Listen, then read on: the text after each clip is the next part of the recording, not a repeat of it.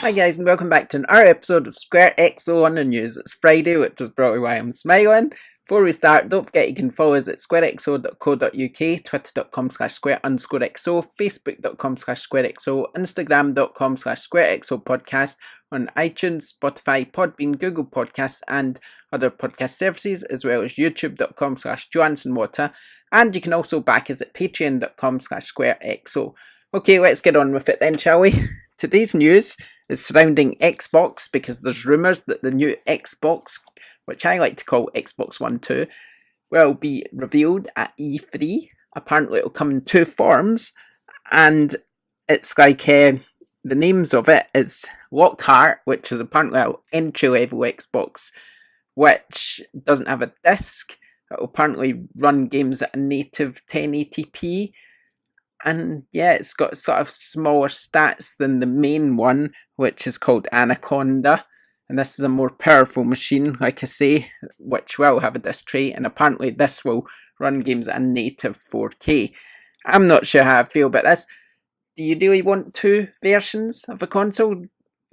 Companies tried that before, and I wouldn't necessarily say it worked. It just kind of confuses the market, especially if one comes in and say 199 and runs games at 1080p native. Is it really much different from the Xbox One and what that does now, considering knowing Microsoft, the games will continue to work on Xbox One X at least, and I would imagine on the other Xboxes as well. So why would you really want this machine?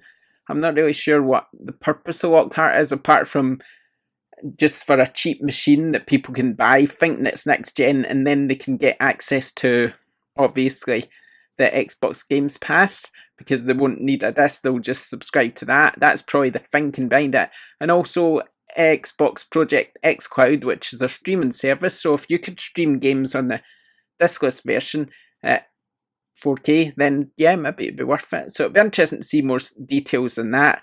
As for the one I'm really excited about, because I'm a tech head, I guess, would be Anaconda, which is the more powerful machine, running games at native 4K. It'd be lovely to run games at native 4K from your home, obviously, from a disc or from a download if you want, and not have to worry about having to use streaming technology and stuff, which is going to be a bit hit and miss depending on where you live, isn't it? So yeah, here's the specs that we have for both machines. Xbox Lockhart specs. Apparently it has custom 8 cores, 16 Zen threads 2, whatever that means, custom Nav4 plus teraflops, 12GB of GDDR6 memory, and 1TB of storage with a 1GB SSD hard drive.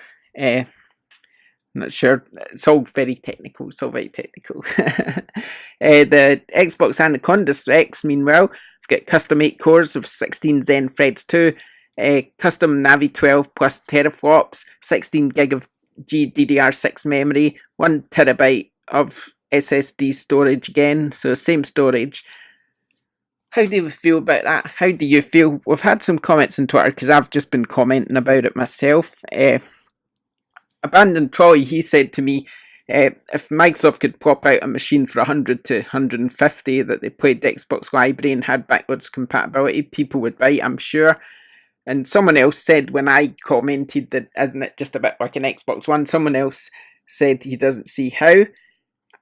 Van Troy again is saying he assumes it's cheaper to produce this new Xbox, and the Xbox One doesn't really hit 1080p anymore, so if it was a locked to 1080p machine, then he thinks it would have a purpose. I still don't know. I still don't see it. Why would you want to buy a machine that hits 1080p that's going to run the same games that's on Xbox One? Because it will run the same games, and if they release new games, Halo Infinite, for example, that's going to be a launch title for this, apparently, when it comes out at the end of 2020 is the rumour. So, but Halo Infinite's also going to be an Xbox One, so obviously Xbox One X can run games at 4K. So what's going to happen to Xbox One X is that surely that will reduce in price when a new Xbox comes out. So you could see that dropping down in price. It runs games at 4K. It drops down in price. Why would you want a machine with no disc that runs games at 1080p? It doesn't make sense, does it? So I'm dubious, shall we say. I'm definitely dubious about Xbox Lockhart. Either one, it doesn't exist and there's just going to be one Xbox which will be all powerful, all singing, dancing, or two, it's going to be a lot more powerful than these rumours suggest. And remember, they are only rumours, and I've kind of been around this industry long enough not to really believe them. Bit of salt on them, I think. So, but it's interesting. I imagine there's some things that are right here, but all the rumours I've ever seen about new machines, I've never seen one that's got it spot on, and I believe that to be the case with Xbox Got Cart. Anaconda, I can see that being true, but I'm just not sure about Got Cart. I think there's more to come on that one. So yeah, so quite interesting. Another thing that's come out of this, which I think it's another rumour, completely different place this rumour's from, but Direct Feed Games this rumour's come from, report that Microsoft is working on making its Xbox Game Pass subscription service available on Nintendo Switch. That would be a cracking move in my opinion. I think it would probably benefit Nintendo more than it would Microsoft. I mean, I think Microsoft will make loads of money from doing it, so it's a great move in that respect. But is it really going to help the Xbox? It depends again. I mean, if Microsoft gets on board with it, Nintendo fans, then yeah. All of a sudden, it's a bit like Sainsbury's and Asda merging in it. It's kind of like they become quite a big player.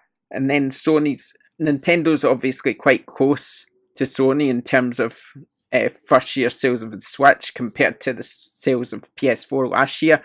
So if Microsoft kind of gets on board with that, because let's face it, Microsoft's last place without a doubt and is losing really the mindset of people.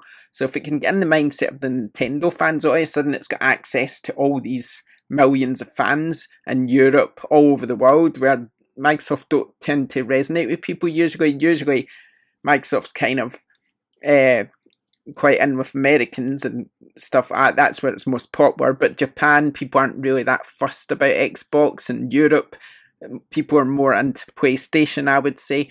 So, I mean, for Microsoft to team up with Nintendo in this way and get into the mindset of Nintendo fans, if you've got Game Pass on your Switch, and you can then think, right, I'm going to play on Xbox because I've got Game Pass anyway, so I may as well get an Xbox and then I can play on both.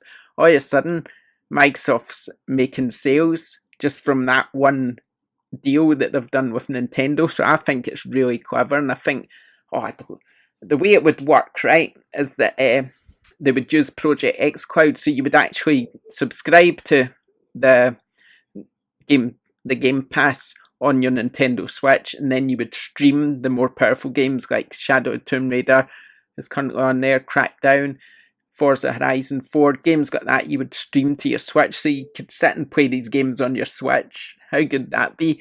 So, I mean, but it will all be through the cloud, so whether people think that's good or not, I don't know. If you've got a good internet connection, then it's great. So yeah, I think that is really, really good. So apparently also, there was another bit of news that that there's some games coming as well natively.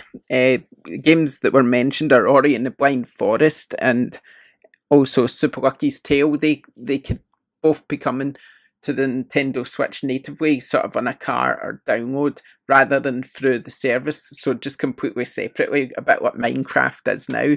So it sounds like Nintendo and Microsoft are really sort of starting to team up and get close to each other, and that can only be good for gamers.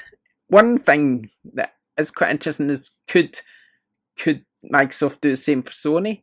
I mean, it'd be ideal for Microsoft. They'd have access to, 80, no, it's more than that now, it's nearly 100 million PlayStation 4 owners. If Microsoft could get Xbox Game Pass on PlayStation 4, it would be absolute nuts. I mean, it's more choice for PlayStation 4 owners, which is good, but I just don't see so. I get the feeling Sony, if Microsoft said, oh, can we put Xbox Game Pass on PlayStation Network, I think Sony would be like, nah, you're alright. But anyway, I did ask someone else about this, and someone, Chalky83, he commented, it'd be crazy for Sony to allow it. I'm not sure it's a great idea for Nintendo to allow it fully either. If it was just for Microsoft games and games not available on Switch, then fair enough. If it's for all games, then that would have effect on Switch game sales, which is kind of a good point, I guess. So yeah, that's it. Okay, that's it. Have a good weekend, everyone. Please like, subscribe, moves on through, and we'll see you next time. Bye.